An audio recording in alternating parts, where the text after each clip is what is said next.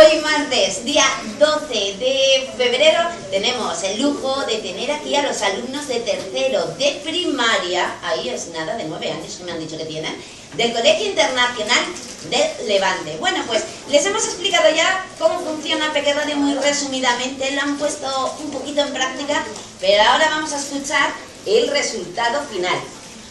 Estoy acompañada de mi amiga Irina, ¿verdad? Hola Irina, buenos días. Hola. A ver, nos vamos a acercar al micro porque Irina nos va a contar un montón de cosas. Hola.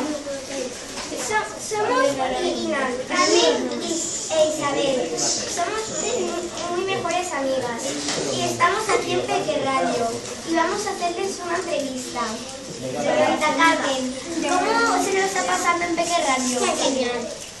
¿Y a usted le gustaría hacerle una entrevista a alguien cuando se llama Javier? Vale, pasamos con usted, señorita Isabel. ¿Se lo está pasando también bien en Peque Radio? Sí. ¿Y cómo le van los estudios? Genial. Perfecto. ¿Y os gustaría decir algo a los oyentes que nos están escuchando? Usted primero, señorita Carmen. Me encanta Peque Radio. ¿Usted, señorita Isabel? Pues me gusta mucho Peque Radio. Muy bien. Casi todos los niños los estamos escuchando ahora. Y así que cerramos esta entrevista. Muy bien, Irina, muy bien. Yo creo que a Irina le deberíamos de darle un aplauso.